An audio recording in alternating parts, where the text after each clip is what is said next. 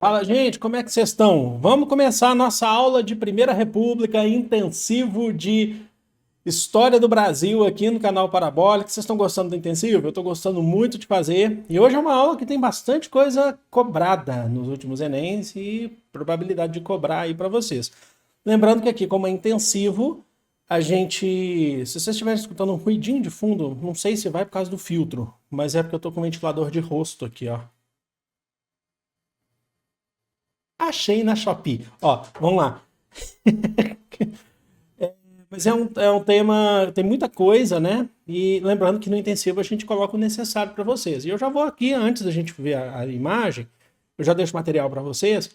O que realmente é cobrado de Primeira República, porque tem muita coisa em Primeira República, mas é relações de poder, relações sociais, relações econômicas, tudo isso, né? Coronelismo, essas coisas, vocês vão perceber ao longo do tempo sobre problemas sociais, sobre revoltas, mas a origem das revoltas, quais os problemas sociais enfrentados nas revoltas.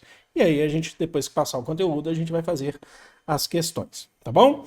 Então vamos lá, o microfone está aqui embaixinho, estava mexendo nele, vou colocar aqui para vocês, pode baixar aí o material. E vamos lá para a nossa aulinha de Primeira República. Primeira República é um período, a Primeira República do Brasil, através do golpe que se dá em Dom Pedro II, certo? O Dom Pedro II entra em crise, aí teve o golpe da República.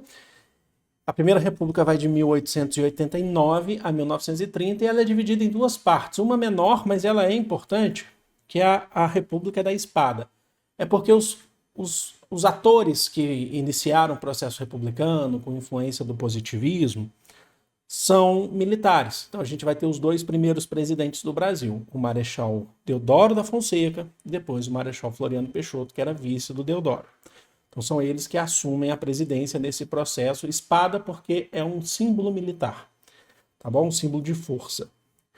Dentro do governo do Deodoro, o que é interessante a gente destacar? Que foi feita a Constituição, a primeira Constituição republicana, que definiu coisas extremamente importantes para a gente. Como? Separação entre igreja e Estado. Não é mais o padroado como a gente tinha antes, vocês lembram? Então agora o Estado é laico. Significa que todo mundo pode ter direito ao credo religioso, pode escolher o seu credo religioso, e não é só em âmbito privado, você pode expor isso, você pode abrir uma igreja. Então é um conceito da República, essa concepção de liberdade, certo? O voto universal, esse é um foco aqui para gente, porque isso é feito durante a República da Espada, mas vai se desenrolar mesmo, nós vamos perceber, durante o processo da República Oligárquica, que é onde os coronéis vão atuar no poder. Então, esse voto universal. O que é o voto universal? Universal no sentido de que agora ele não é mais restrito para uma parcela da população. Antes ele era restrito para os ricos, os grandes proprietários de terra, vocês lembram? Era o voto de censitário. Só que aqui ele não é 100% universal ainda. Ele é restrito para homens que sejam alfabetizados. Homens acima de 21 anos, desculpem, que sejam alfabetizados. Os analfabetos não vão poder votar. Mas eles davam um jeito, vocês vão perceber. Não os homens, não as pessoas, os trabalhadores populares, mas sim os patrões, né? Foi estabelecido o casamento civil. Isso aqui já faz uma ligação com o Estado laico, porque o casamento civil ele ganha uma força acima do que era o casamento religioso. Antes só valia o casamento religioso no Brasil. Agora o civil que vale. O casamento religioso, até hoje, ele é importante para a sua fé, importante para o teu credo, para a tradição, mas o casamento civil é o que vale para a lei.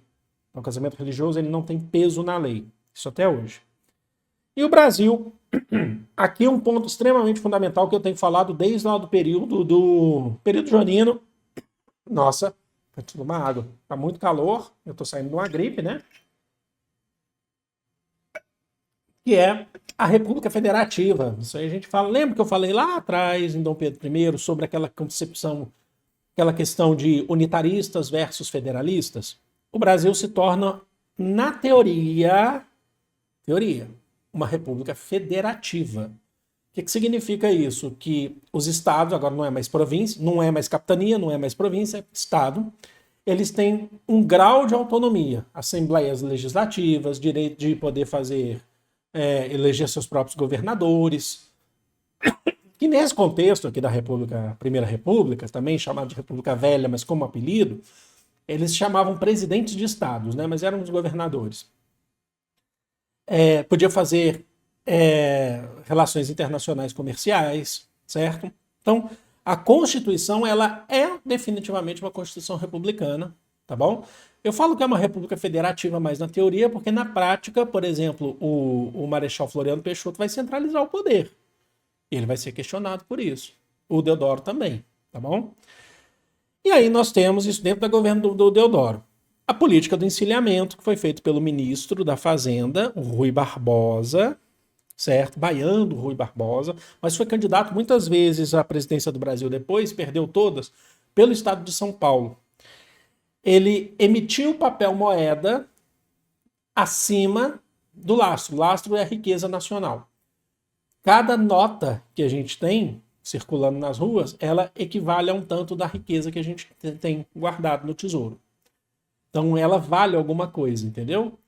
Só que ele fez mais papel moeda acima da riqueza nacional. O Brasil não tinha uma grande riqueza nacional. A gente era muito dependente de uma cultura, que é o café. Mas ele emitiu porque ele queria dar crédito para diversificar a economia, criar indústrias. Só que isso gerou um caos econômico, porque a gente não tinha, na verdade, a moeda não valia nada. Criou-se um monte de indústria, de empresa fantasma no Brasil. Tá bom? Então o Brasil já começa em crise na República. Começou em crise no Império, terminou em crise no Império, começou em crise na República. O Deodoro da Fonseca, ele sai do cargo dele, motivo da queda dele, ele renuncia. Ele primeiro tem a Constituição, ele era provisório, aí ele é eleito, tá? Voto indireto, a primeira eleição foi indireta, ele é eleito a partir da Constituição, só que ele, em menos de um ano no cargo, ele renuncia, porque ele sofria muita pressão, principalmente da elite agrária, que queriam direitos que eles sentiram que perderam no final do Império, queriam mais poder, queriam indenização por conta do fim da escravidão. O Deodoro, ele renuncia. Então, o primeiro presidente do Brasil renunciou. Assume o vice, Floriano Peixoto, que era de forma inconstitucional. Por quê? A Constituição de 1891 dizia que se o presidente tivesse vacância na cadeira presidencial até com menos de 2 anos de mandato de 4 anos, com menos de 2 anos de mandato, vacância na cadeira presidencial, tivesse ninguém, não pode o vice assumir. Tem que convocar novas eleições. Tinha menos de 1 ano de governo de Deodoro, então tinha que ter novas eleições. Mas o Floriano Peixoto, que por isso recebeu o apelido de Marechal de Ferro, ele assumiu e centralizou a política. Professor, dá para considerar o primeiro momento da República Brasileira uma ditadura? Sim, militar. Dá. Ele centraliza a política, reprime e faz repressão a federalistas. Por exemplo, no Rio Grande do Sul, está tendo uma revolta lá, Revolução Federalista do Rio Grande do Sul, que quer que o Estado realmente tenha autonomia. Não é separação do Brasil, mas tem autonomia. Ele vai lá e reprime. Estava tendo a revolta da Armada, que é uma revolta da Marinha Brasileira, que já teve a primeira durante o governo do Marechal Deodoro, que queria menos centralização de poder, ele vai lá e reprime. Certo? Então foi de forma inconstitucional. Porém, acaba o mandato, termina a República da Espada. E aí começa o governo dos civis no Brasil. Os militares saem de cena, sempre quiseram voltar. Quando a gente vai ver o golpe de 64, teve alguns militares no poder, mas que foram eleitos, tá? Ao longo desse tempo. A gente teve o Eurico Gaspar Dutra, que foi presidente. A gente teve o Marechal Hermes da Fonseca, que era sobrinho do Deodoro, ainda na República Oligárquica. Mas os militares sempre quiseram voltar com uma forma de governo militar. E eles conseguiram lá em 64. Tá? Deixa eu tomar água aqui.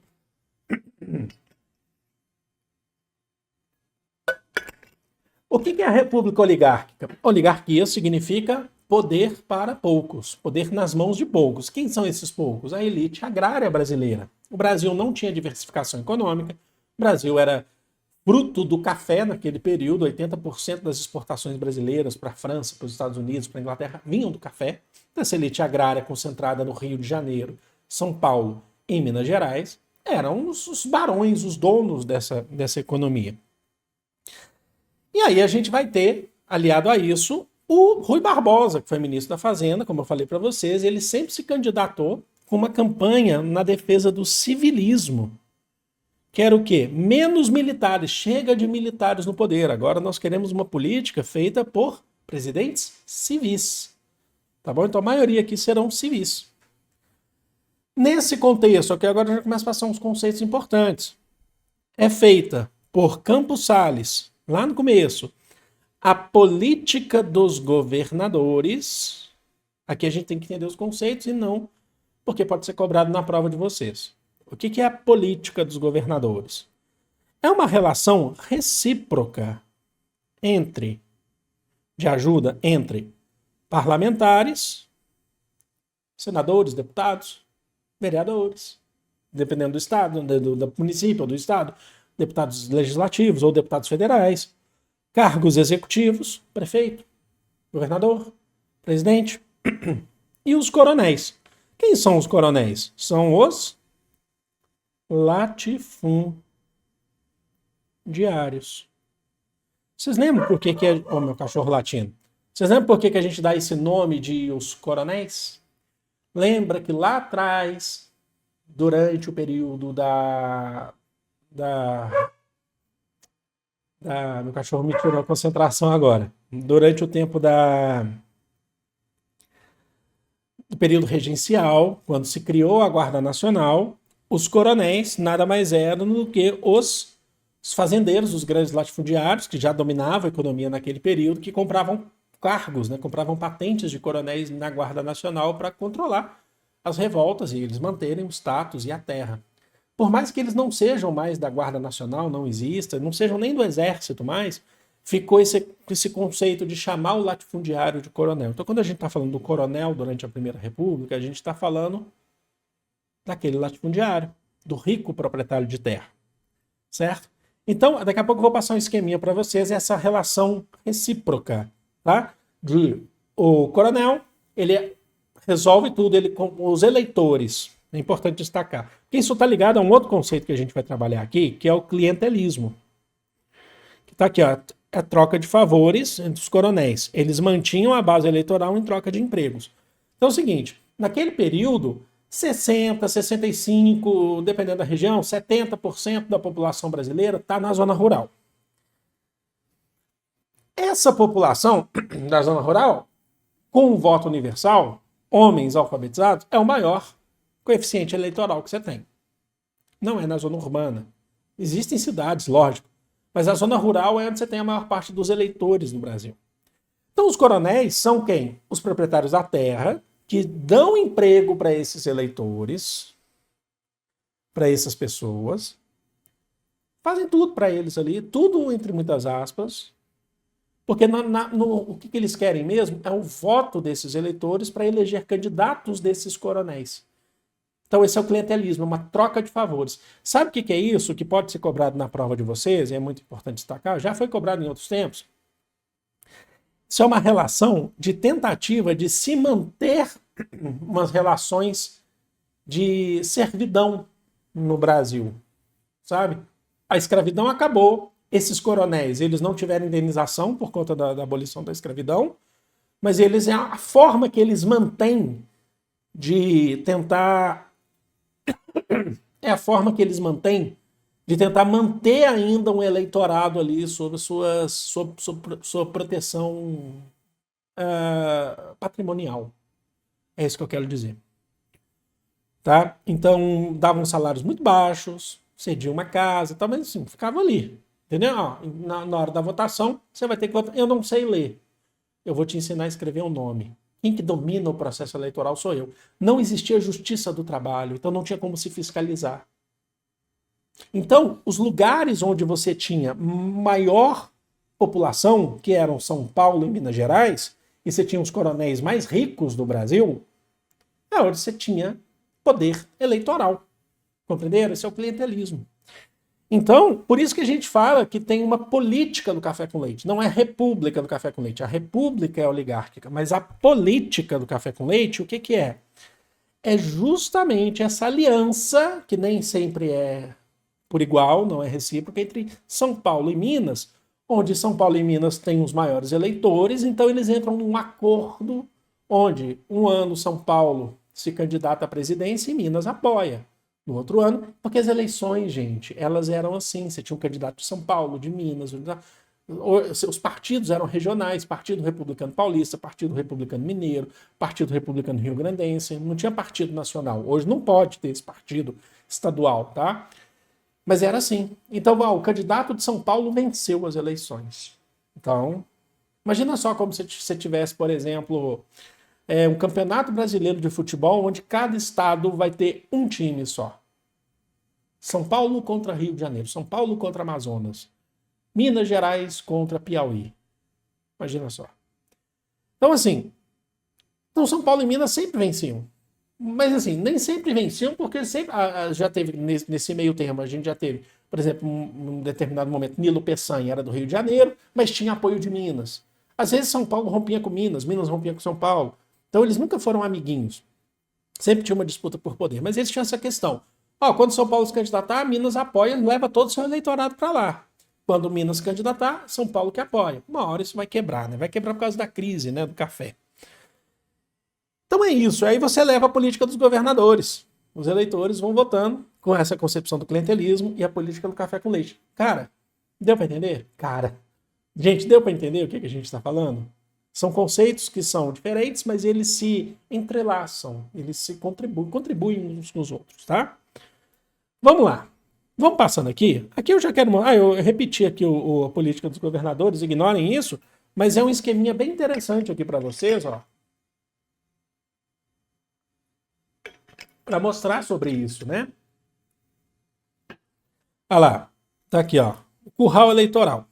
É o chamado voto de cabresto, né? Porque dizem que o coronel levava o eleitor para votar no cabresto, assim. Ele que dominava o voto.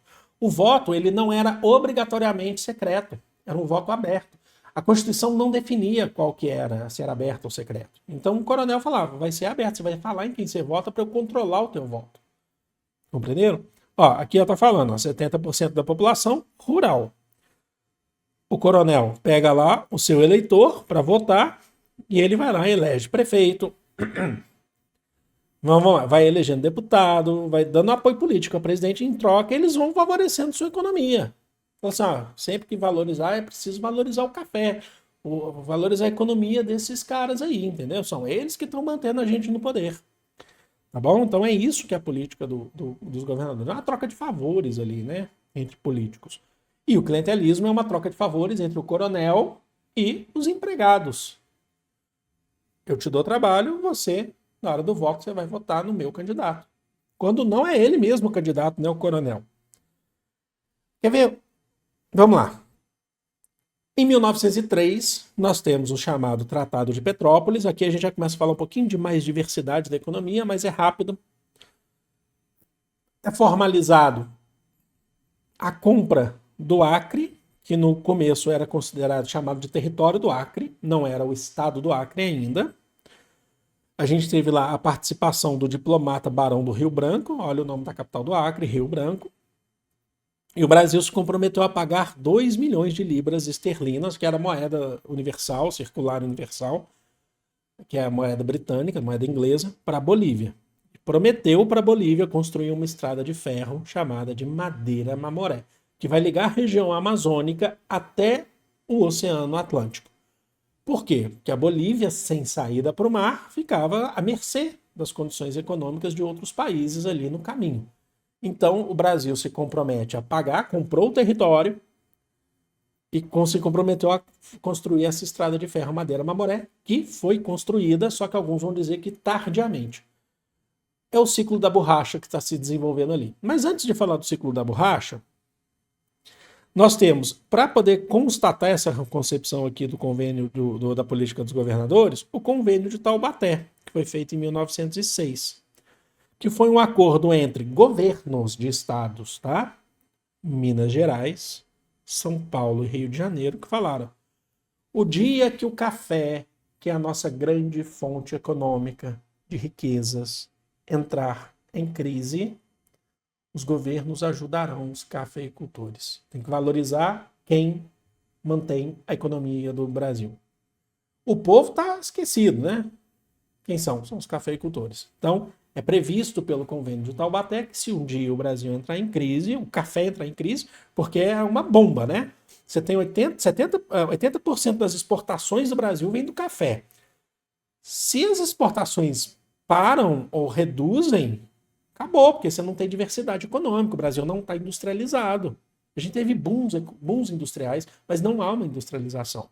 A gente teve booms industriais, por exemplo, era Mauá lá atrás, e a gente teve, durante a Primeira Guerra Mundial, que o Brasil precisou criar indústrias, principalmente indústrias de primeira necessidade, alimentos, tecidos, para poder suprir as necessidades, porque o mundo em guerra, a compra do café internacional reduziu. Então, ó, vão ter que investir em indústria para poder... Mas foi um boom, tá? Porque os cafeicultores depois voltaram. Aí depois a gente teve a crise de 29. Então, ó, governos, precisou, atua lá ajudando nos cafeicultores, tá bom? E o ciclo da borracha, como eu falei para vocês, o porquê da compra do Acre, porque em voga, a gente está na segunda revolução industrial no mundo. O Brasil nem começou a sua revolução industrial ainda. Mas no mundo, nós estamos ali na nossa segunda revolução industrial. E a segunda revolução industrial, a gente teve essa aula ontem, é a parte da indústria automobilística. E o que demanda na indústria automobilística, entre várias outras coisas? Borracha. Então, nós temos os seringais na floresta amazônica. Então, você abre caminho, por isso a construção da madeira Mamoré, a compra do território do Acre. Então, é justamente para poder alavancar o crescimento aí na indústria automobilística. A gente está vivendo ali o período do Fordismo. O investimento foi tão alto de abertura de terras, de seringais, que gerou uma diversificação econômica, mas foi muito rápido. Gerou esse grande investimento nas cidades, nas principais cidades da região norte, e a gente vai ter ali a Belle Époque. O que é a Belle Époque, gente? A Belle Époque, no conceito, a gente fala muito disso para falar de Primeira Guerra Mundial. Belle Époque é um momento de exportação da cultura francesa do final do século XIX até 1914, Primeira Guerra Mundial, que é um período de certa relativa paz na Europa. Tinha guerra? Tinha. O imperialismo estava pegando fogo, mas o imperialismo não é na Europa. As potências europeias disputavam terreno nos outros continentes. Sacou? É na Europa. A Bela Época é o período do neoclassicismo francês, exportando cultura, exportando charme, arquitetura rebuscada. E isso chega no Brasil. Os ricos queriam receber isso, mostrar que eles têm esse poder. Então, no ciclo da borracha, aqueles que vão fazendo investimentos, comprando terras ali, eles acabam construindo. Então, a gente tem construções de teatros, de várias as assembleias dos estados, as câmaras municipais na região norte, de Belém, no Pará, de Manaus, no Amazonas, de Rio Branco, no Acre, são todas rebuscadas. O estilo arquitetônico da Belle Époque, a robustez da Belle Époque. Só que esse ciclo da borracha, a gente tem alguns ciclos, tá? A gente tem depois um segundo boom da borracha que vai ser na Era Vargas por conta da Segunda Guerra Mundial. Esse ciclo da borracha aqui, ele foi um boom. O que é boom? Lembra que eu falei para vocês? É um boom que vem rápido, é um surto. Acaba rápido. Por quê? Primeiro que os cafeicultores rivalizaram com isso. Então o café estava ali. Mas segundo, porque foram levadas mudas das seringueiras aqui do Brasil para o Sudeste Asiático. E lá era terreno. Vários atores, tá? Você tem entre ingleses, você tem franceses, holandeses até, levam para o Sudeste Asiático. Lá eles conseguem ter um controle maior das mudas de seringais, são mudas levadas do Brasil para cultivar lá, extrair látex lá e produzir borracha lá. Por que lá? Porque lá é terreno de dominação imperialista dos países.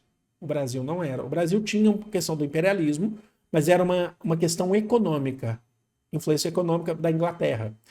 Tanto é que o Brasil, durante a Primeira República, teve os chamados fundo em loas, que são os empréstimos que a gente teve na renegociação de dívida externa, com novos empréstimos, com banqueiros ingleses. Mas era uma influência econômica, a gente não tinha aqui um domínio político britânico. Então levaram para lá e decaiu aqui. Tá bom? Agora, vamos entender os movimentos de oposição que eu coloquei aqui alguns para vocês, para a gente entender e depois ir fazendo os exercícios. Vamos lá. Vocês percebem que a tela aqui ficou bem cheia, né? Não teve jeito, não. Porque a gente tem que entender que a Primeira República é contraditória. E nem todo mundo amava isso. Quem era excluído era a população pobre. É lógico que você vai ter movimentos de oposição à Primeira República, e isso é cobrado na sua prova. Então vamos começar, por exemplo. Vamos lá, um por um, vendo? Canudos, na Bahia. Em 1896, Antônio Conselheiro, a gente vai passar de forma direta aqui, vendo só o foco mesmo, o objetivo, liderado por Antônio Conselheiro, bateu de frente ali com os latifundiários do sertão da Bahia e falou: é possível ter um modelo na Vila de Canudos, Arraial de Canudos, de sobrevivência com autonomia que não dependa desses latifundiários, desses coronéis. E ali você tem um Arraial de Canudos que tinha lá cerca de 20 mil pessoas. Pobres que antes trabalhavam, muitos deles trabalhavam para os coronéis, naquele processo de clientelismo, que passaram a viver em Canudos. De forma mais humilde, mas tendo alimentação. Uma vila autossuficiente. Logo bateram de frente, porque como é que você vai deixar um modelo desse se sobrepor ao modelo dos latifundiários e dos coronéis? Logo taxaram, colocaram um movimento como um movimento monarquista. Ele era messiânico, o Antônio Conselheiro falava com a palavra de Deus, mas ele não era reconhecido pela Igreja Católica. Mas taxaram o movimento como um movimento monarquista. O movimento era monarquista? Não. Antônio Conselheiro era monarquista? Sim. Alguns outros eram? Sim. Porque a monarquia era o modelo que mais tinha durado até então. A república era algo novo. O Antônio Conselheiro tinha um modelo de monarquia utópica, né? Que ele achava que era uma monarquia de Deus, que era para o povo e tal. E a gente sabe que a monarquia não era assim. Por isso que a gente fala que era um modelo utópico de monarquia. Ele não queria um modelo de monarquia igual Dom Pedro I, Dom Pedro II, tá? Mas ele queria um rei, né? Deus é o rei, aquela concepção toda. Tentaram 3 vezes acabar com Canudos. Eles se armaram muito bem ali com o que eles tinham. Na 4ª tentativa, destruíram Canudos e mataram todo mundo. Tá? É um modelo diferente que se bate de frente com esse modelo de latifundiários que a gente tem. Parecido, mas com suas características importantes, nós temos a Guerra do Contestado, que é da região contestada entre os estados de Paraná e Santa Catarina. Por isso a Guerra da Região do Contestado, entre o limite ali entre os dois. Tá? A região de litígio ali entre Paraná e Santa Catarina, um pouco mais para frente. Também é um movimento messiânico, porque ele se tinha influência dos monges José Maria, que tem alguns, tá? São 3, se eu não me engano, que ao longo do tempo não necessariamente viveram a Guerra do Contestado, mas era uma região onde esses monges diziam que iam levar a paz ali para as pessoas com a palavra de Deus. Também não eram reconhecidos pela Igreja Católica. E lá eles construíram as chamadas Vilas Santas, certo? Vilas onde as pessoas iam viver de forma também com autonomia em relação às políticas empregadas aí por fora. Ali não era só sobre uma questão de latifundiários. Ali você tinha uma oposição a um projeto industrializante da República, porque você tinha uma parceria do Brasil com uma empresa dos Estados Unidos chamada Brasil Railway Company, que queria construir uma estrada de ferro ali, cortando a região ali do Contestado, para o processo de industrialização. E para isso, a gente vê isso várias vezes na história do Brasil. Para isso, eles iam desapropriar essas vilas santas, tirar as pessoas dali, que as pessoas viviam ali do seu próprio sustento. Então ali você tem um processo de guerra, que é contra um projeto esmagador da República de tentativa de modernizar a região. Só que para isso vão tirar as pessoas e não querem nem saber. Certo? Então você tem ali o processo de guerra do contestado. Estão percebendo as contradições sociais que existem na República? É isso que eu quero passar para vocês. Um outro modelo que a gente tem, uma outra revolta importante que a gente tem em 1904, então a gente viu essa aqui, agora é a revolta da vacina, que aconteceu no Rio de Janeiro em 1904. Era um projeto higienista, de higiene social, do médico sanitarista Oswaldo Cruz, que estabelecia com o governo, com a prefeitura do Rio de Janeiro, a obrigatoriedade da vacina para a população do Rio de Janeiro. Então você tinha doenças ali, a febre amarela, certo? Então ele propunha a malária, então ele propunha uma vacina, só que essa vacina é obrigatória.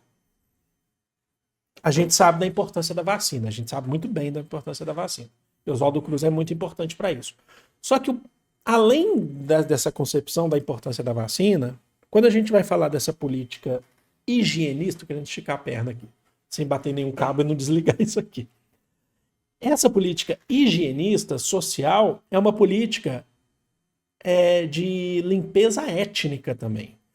Porque boa parte do que se tinha no centro do Rio de Janeiro era formado, é onde as pessoas mais humildes viviam. Muitos ex-escravizados viviam ali em grandes casas, cortiços. E eles entendiam que, o governo entendia que era preciso tirar eles ali, porque eles continuavam propagando doenças.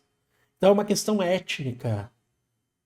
Sabe, não é só vacinar, é vacinar, mas vacinar, essa obrigatoriedade, com soldados chegando com os médicos sanitaristas, os enfermeiros, para vacinar e botar medo nessa população.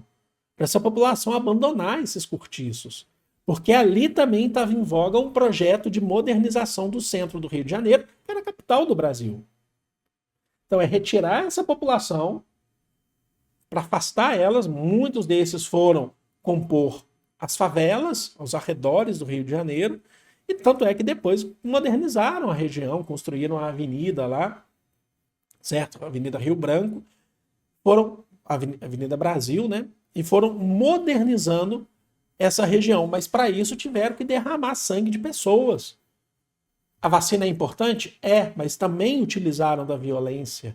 Tá? Isso gerou revolta, uma revolta espontânea da população do Rio de Janeiro, que primeiro, não existia campanha de vacinação, então eles não sabiam o que era essa vacina.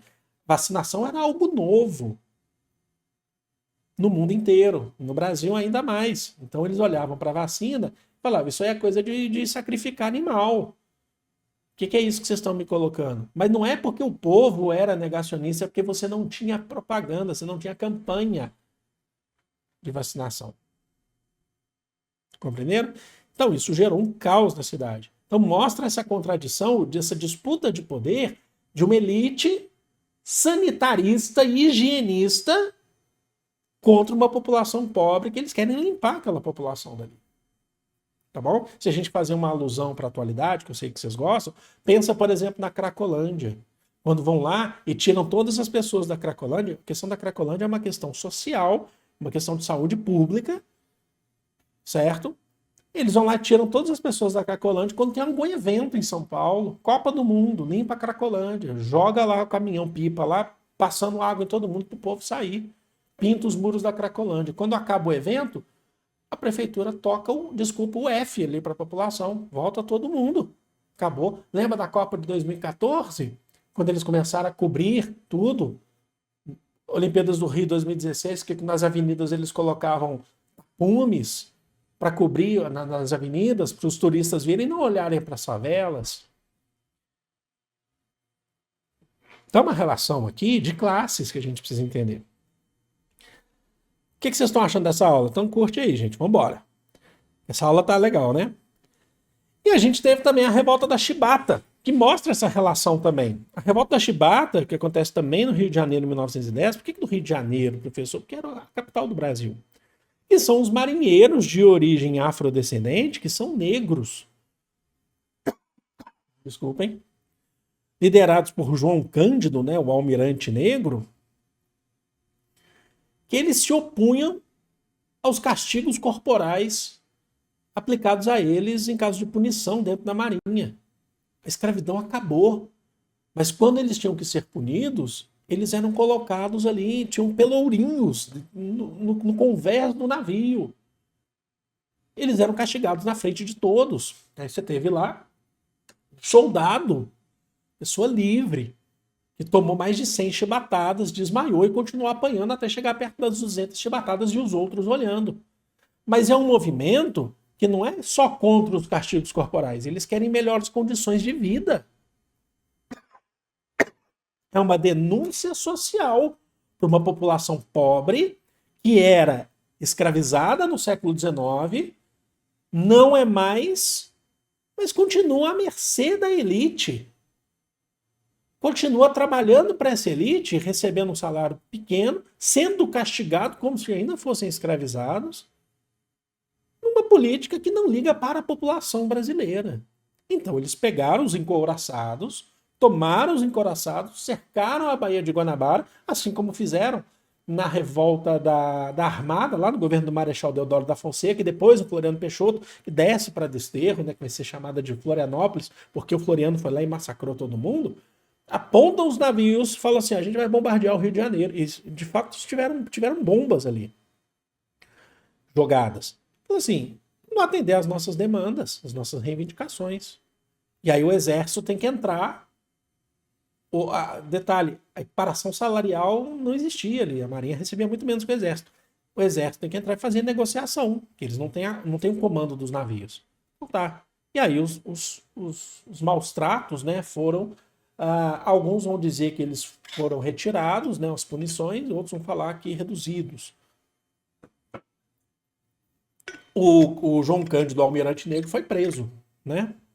Ele foi preso e depois ele foi levado para o norte do Brasil para trabalhar nos seringais. Ele faleceu, acho que na década de 60.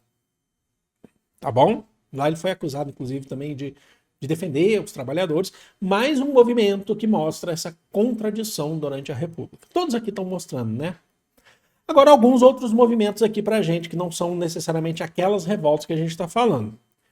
Nós tivemos, e isso vai até a Era Vargas, o cangaço, que é um fenômeno social, então ele não é um movimento em si, ele não é um movimento que aconteceu uma vez, como por exemplo uma revolta ou é Canudos, é um fenômeno social de vários cangaceiros que não necessariamente atuavam em conjunto, né? Existia ele desde a segunda metade do século XIX, indo até a Era Vargas, localizado no sertão do Nordeste, que eles conheciam muito bem o terreno, a caatinga, e se organizavam em bandos, roubando ricos e de pobres também.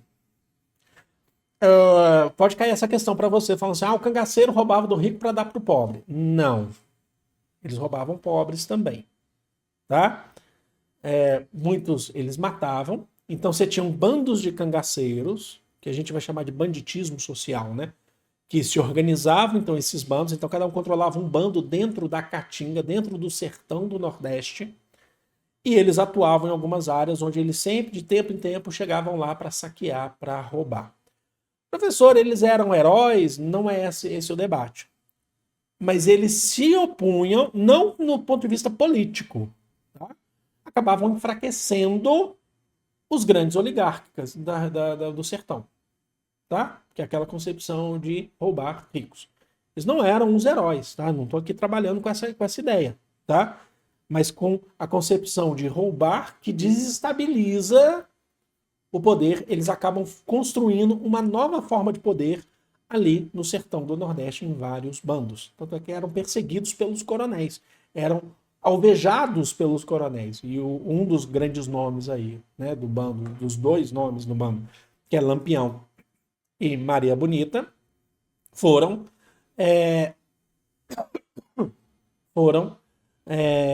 perseguidos ali, mortos durante já a Era Vargas. Inclusive tem uma concepção, uma ideia de que o Lampião se encontrou com o padre Cícero, né? E o padre Cícero aconselhou o Lampião a entregar as armas, e ele se nega.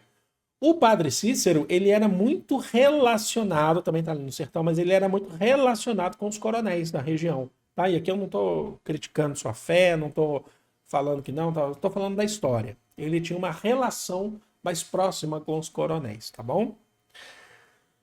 Um outro movimento importante é o tenentismo, pode ser cobrado na prova de vocês, que são os tenentes, uma patente média do Exército Brasileiro, certo? É um movimento político e militar que surgiu na década de 20.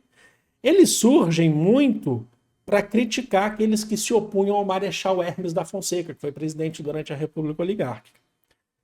Mas vai além, esse movimento vai além.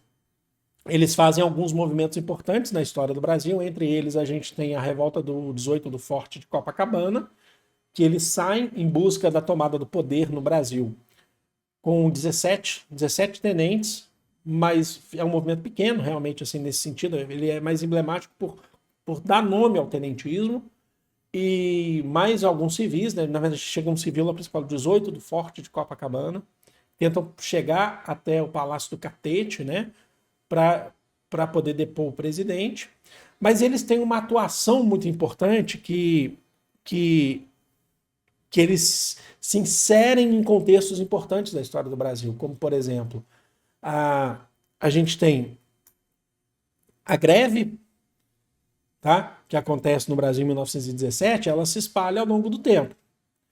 E aí você tem greves no Brasil que os tenentes estão lá atuando, apoiando os trabalhadores. E eles defendiam o voto direto, secreto, deixa eu só colocar aqui para marcar aqui que a gente viu, certo? Agora aqui, ó. E universal. Só para explicar, o movimento tenentista não é socialista, tá? Ah, professor, mas o Luiz Carlos Prestes, que era um dos grandes nomes aí do tenentismo, ele era socialista. Depois. Quando Vargas assumiu o poder em 30, o Prestes já não é mais tenente. Ele já se tornou socialista. Ele, inclusive, já está fora do Brasil e tal. Os tenentes, eles querem acabar com esse poder do voto que a República Oligárquica tem. Então, eles se inserem em vários movimentos. Por exemplo, um ponto importante aqui é a chamada Coluna Prestes. Que os tenentes eles andaram cerca de 25 mil quilômetros pelo Brasil, só em regiões precárias do Brasil, regiões pobres do Brasil, chamando o povo para falar: se você está sofrendo, se está passando fome, é por conta das oligarquias que vocês estão aí vivendo aos mandos e desmandos. Certo? Então a Coluna Prestes tentou denunciar o poder das oligarquias. E ele se inseriu em vários movimentos. Assim como o movimento operário no Brasil. Ah, professor, mas você falou que não tinha indústria. Tinha indústria. O que você não tinha era um Brasil com uma base industrial. Mas você tinha indústria. Você tinha, por exemplo, no Brasil, indústrias em São Paulo, Rio de Janeiro, naqueles surtos industriais, por exemplo, pós-Segunda Guerra Mundial, com a Primeira Guerra Mundial, desculpem, e o Brasil teve que diversificar um pouco sua economia, então criou indústrias alimentícias e tal. E aí você surge aqui com o anarcossindicalismo. Professor, o que é anarcossindicalismo? Anarquia, ou anarquismo, em linhas gerais, é ausência de poder. Então, aqueles que acreditam que o Estado não representa, ninguém te representa, do it yourself. Faça você mesmo, que é um conceito do anarquismo já mais moderno. O punk aí, né? Sou punk. Né? E aí, com a Primeira Guerra Mundial, o Brasil ele passa a ter mais indústrias. E tem muito imigrante no Brasil. Italianos que trazem ideias sociais para o Brasil, vindas da Europa. Alemães, espanhóis, que tem muitos anarquistas, mas tem socialistas também. Mas sindicato é um negócio que não podia ter no Brasil. Não era previsto em Constituição. Sindicato é a organização que defende o trabalhador, que representa o trabalhador e é autônomo em relação à empresa e em relação ao Estado. Os sindicatos passaram a ser permitidos no Brasil só com Vargas. Mas o que é o anarcossindicalismo? Não eram sindicatos oficiais, mas organizações feitas ali que representavam os trabalhadores, mesmo que a gente não tivesse ainda garantido em Constituição isso.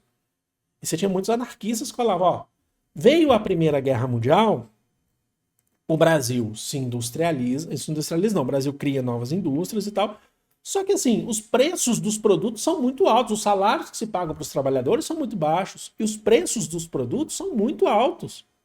Poucas pessoas podem comprar. Os próprios trabalhadores que produzem, que geram a riqueza, eles não podem consumir o produto que eles fabricam.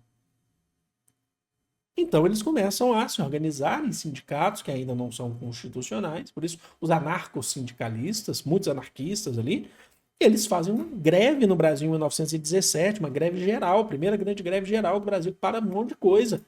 Inclusive depois você começa a ter greve em São Paulo, Rio de Janeiro, chega no Rio Grande do Sul, os tenentes estão lá, tá, atuando, tá, quando passa, após a criação do movimento tenentista. E dessas greves, por exemplo, a gente tem a formação do Partido Comunista Brasileiro, que vai ser lá em 1922, que é formado por muitos anarcossindicalistas, que depois começam a estudar e entram na questão do socialismo. Mas eu estou mostrando para vocês que existem movimentos de oposição a esse status elitista que o Brasil tem.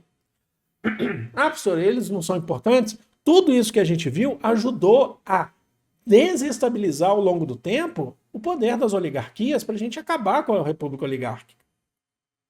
Ah, mas veio Vargas depois, tudo bem. Mas dentro do Vargas, se não fosse a luta dos trabalhadores exigindo direitos, não teria também CLT. Se não fosse as mulheres se organizando, não teria voto feminino. Nada é de presente. Não existe almoço grátis. Então, vou falar que a tela cheia, fazer que nem meu irmão faz nas lives dele.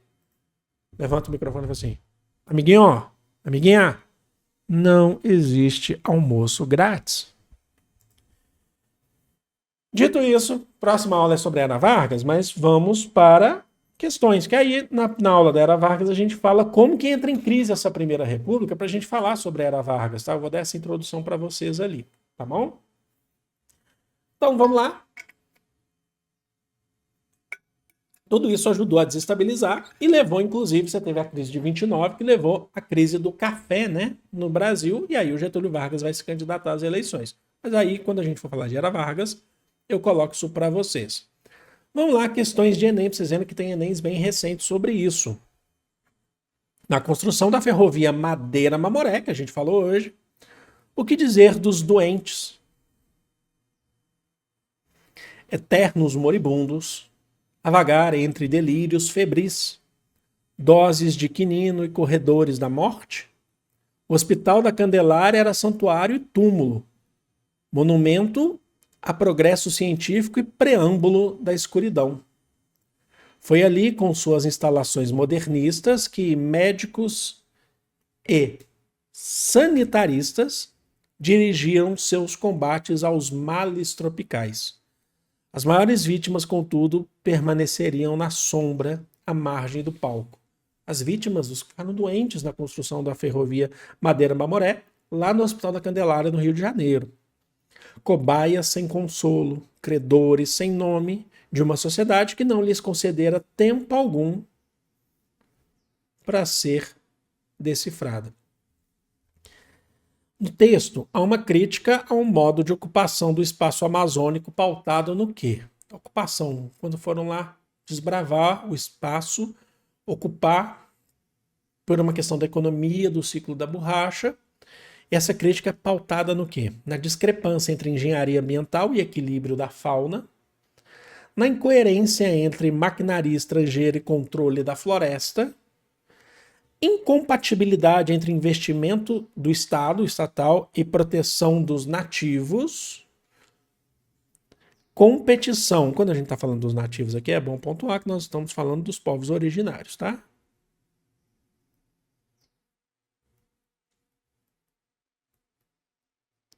Competição entre farmacologia internacional e produtos da fitoterapia. E contradição entre desenvolvimento nacional e respeito aos trabalhadores. Fica fácil, né, gente? Eu vou direto aqui, tá? Nessa aqui, ó. Contradição entre desenvolvimento nacional, quer construir uma estrada de ferro, Madeira-Maboré, que vai cruzar a região amazônica até o oceano, obra grande de engenharia, mas não tem respeito aos trabalhadores que morrem doentes e são jogados às sombras no Hospital da Candelária, o túmulo dos trabalhadores. Então é aquela concepção, contradição que não existe só aqui entre o desenvolvimento e o respeito aos trabalhadores. A gente pode sempre pensar assim, obras de grande porte, as faraônicas, por exemplo, muita gente morreu na construção da Ponte Rio-Niterói na década de 70 também. Os trabalhadores na construção de Brasília, os trabalhadores eles são levados para essa obra da engenharia e tal, mas e aí? E os trabalhadores? É aquela concepção quando eu falo de Brasília, quem construiu Brasília? Ah, que glamour, os arquitetos, né? Oscar Niemeyer e Lúcio Mauro. Aí você fala, Lúcio Costa, desculpem. Aí você fala, não, quem construiu Brasília são os trabalhadores que vêm principalmente do norte, do nordeste, que eles chamavam de candangos, mas que após a construção de Brasília eles não podiam comprar 1 metro quadrado em Brasília, que era caríssimo, era só para os grandes bambambãs, era só para os grandes filhos de professores, de diplomatas, magistrados. E essa população mais pobre que construiu mesmo Brasília foi para os arredores, nas cidades satélites. Então a alternativa aqui é um processo de contradição. Fácil essa, né? PPL 2022. Vamos lá, então. Já em 1901, então, República Oligárquica, um dos primeiros levantamentos sobre a situação da indústria no estado de São Paulo constata que as mulheres representavam cerca de 49,95%. Lembra que não era um Brasil industrializado ainda, mas você tinha indústrias. As mulheres eram 49,95% do operariado têxtil, enquanto que as crianças respondiam por 22,79%. Lembra que você não tem leis trabalhistas, já falei para vocês, noção de infância. A gente passa a ter leis trabalhistas no Brasil só a partir da década de 40. Em outras palavras, 72,74% dos empregados têxteis eram mulheres e crianças. Tá aqui um texto da Mari Del Priore. Diz assim: comando. Os dados apresentados indicam que o cotidiano do trabalho industrial no início do século XX está vinculado ao quê? Ampliação da mão de obra fabril, aumento da mão de obra na fábrica, limitação da jornada laboral, então limita, aqui é uma questão de tempo, vamos resgatar isso aqui, ó. Ampliação da mão de obra fabril, aqui é uma questão de quantidade, mas é uma quantidade geral, né? Não está falando sobre mulheres e tal, é geral. A C fala exigência de qualificação profissional, então acho que o termo correto aqui é qualificação. Vocês já estão espertos, você já sabe qual é a resposta certa, né? Elevação de produtividade feminina, então é produtividade. Então é porque as mulheres produzem mais, é por isso, né? Então, é por isso que está falando. E aqui a ausência de direitos sociais, que é ela, né, gente? Por que você tem muitas mulheres trabalhando e crianças? Ah, mulheres não podem trabalhar? Não, não é isso. A questão é que mulheres recebiam menores salários porque você não tinha equiparação salarial, porque você não tinha lei. Criança trabalhava com salários menores também, porque não tinha lei. Ah, professor, mas se era permitido, tá bom. Não tá bom, pode parar com isso. Não era permitido, não tinha lei que proibisse, mas isso já era considerado um absurdo, para a época, inclusive. Mas a ausência mostra a presença de mais mulheres e crianças. Mulheres é porque os salários eram menores e trabalhavam em condições insalubres. Mulheres, por exemplo, grávidas tinham que trabalhar. E muitas crianças trabalhando também, porque você não tinha direitos sociais, você não tinha leis, ausência de leis.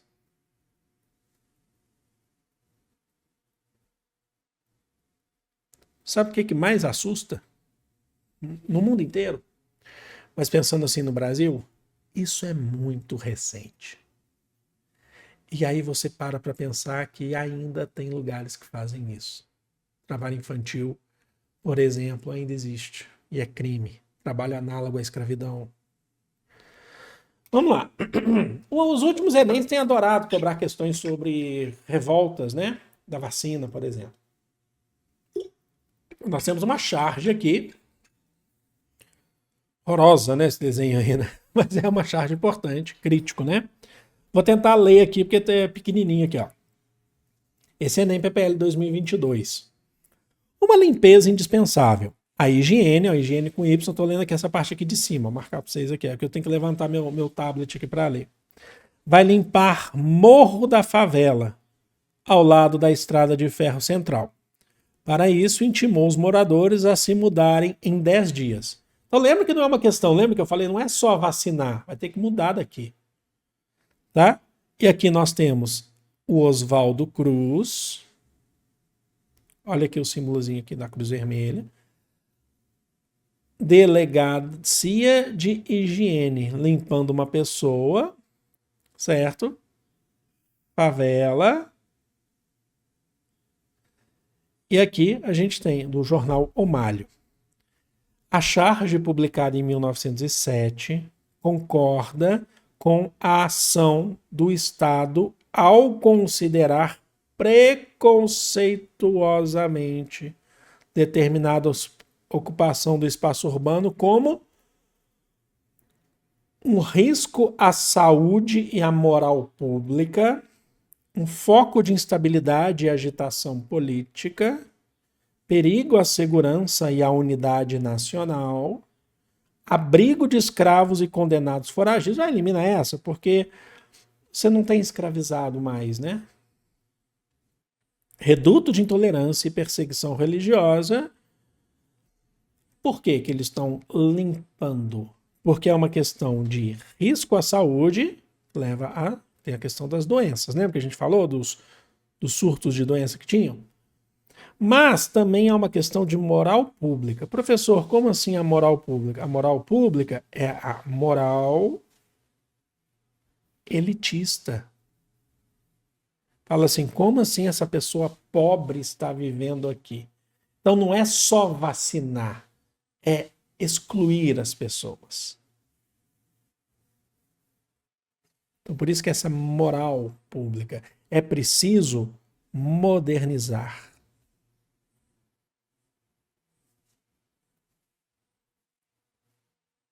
Tá bom? Então a alternativa correta é a alternativa A. Tá bom? Ok? Aqui fala sobre segurança nacional, não é uma questão do Rio de Janeiro, tá? E segurança, aí você estaria julgando segurança por quê? Você está falando que todo mundo que está ali é criminoso? A D a gente já eliminou por causa da questão do abrigo dos escravos, e não é uma questão religiosa também, então a gente tem que eliminar, tá? Ah, foco de instabilidade e agitação política. Não, as pessoas viviam ali. É uma questão, como eu falei para vocês, sobre aplicar a vacina, mas de forma agressiva, centralizadora, arbitrária, para expulsar as pessoas.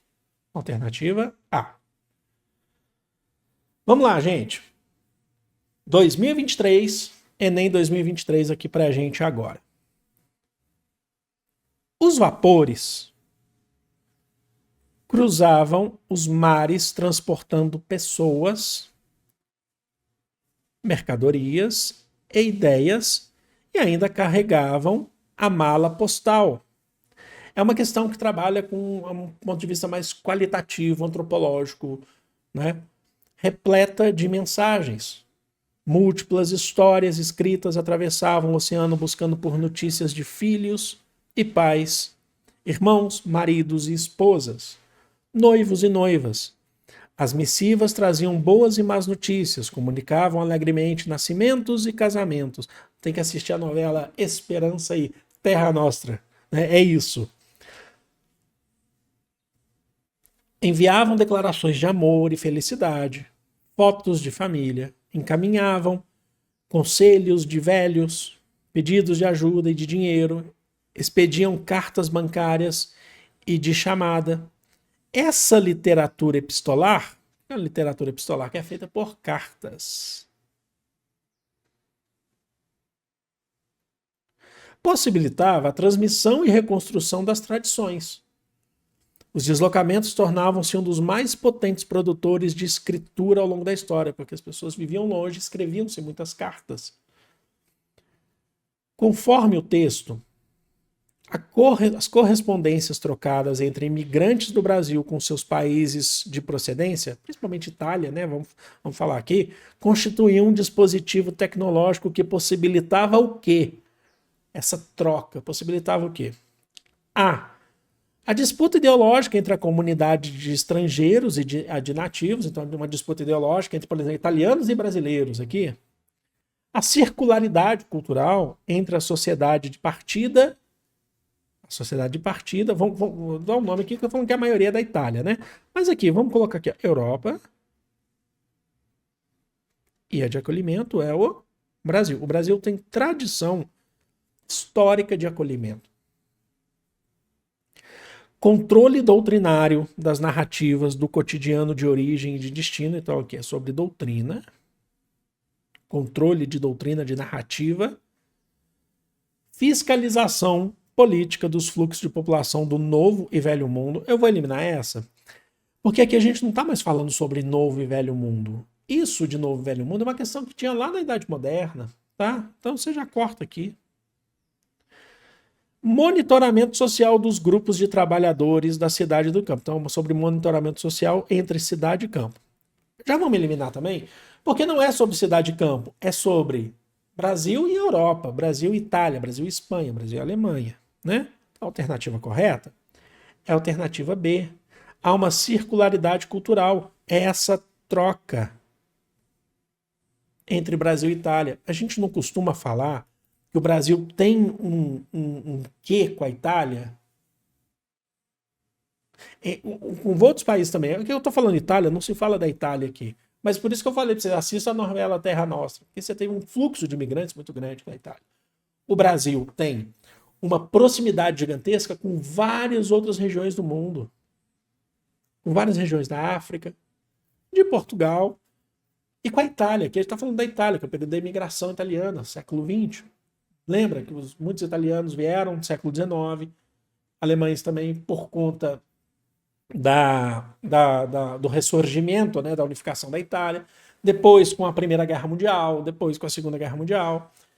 Então você tem essa proximidade, essa relação durante muito tempo, né, se pensou assim, né? Então você tem essa concepção aqui. Então é uma circularidade cultural, de trocas de culturas.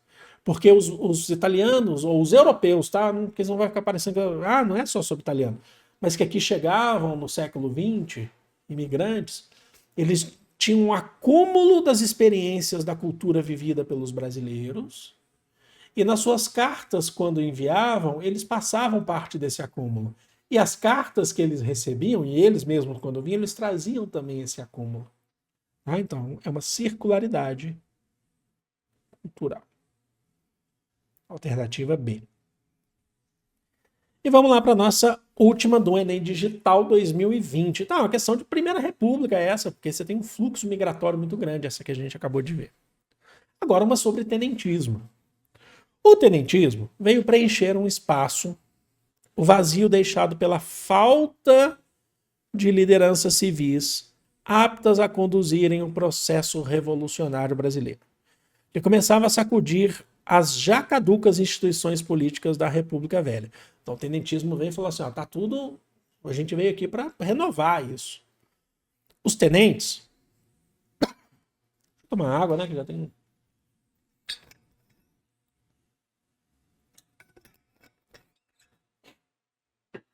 Os tenentes substituíram os inexistentes partidos políticos. Você lembra que o partido político era estadual?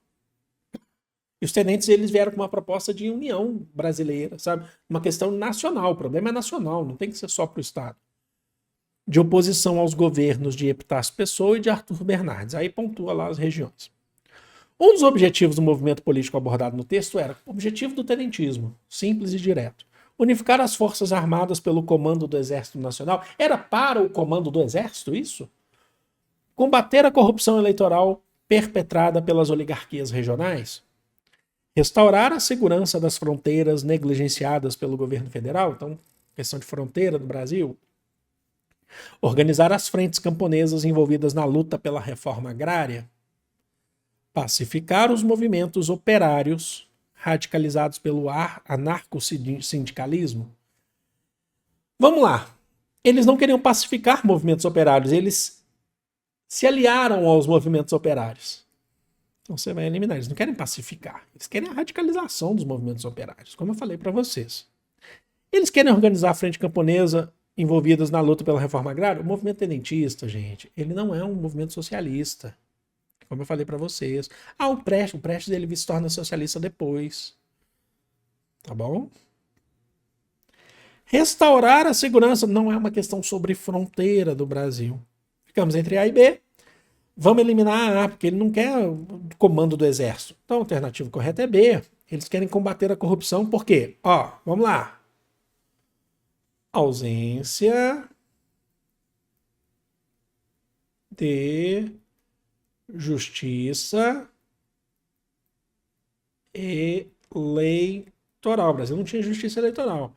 E aí os coronéis mandavam e desmandavam os grandes latifundiários no que eles queriam. Colocavam lá os eleitores para votar, com voto aberto mesmo, um voto de cabresto. É uma forma de corrupção eleitoral. República oligárquica, ou Primeira República, é característica, guardem isso, como fragilidade e corrupção do sistema eleitoral. E combatendo essas oligarquias. Os tenentes eram contra essas oligarquias, tá? Então, só para explicar, a justiça eleitoral vai ser criada no Brasil em 1932. Tá? E vai ser referendada depois, em 1934, com a Constituição.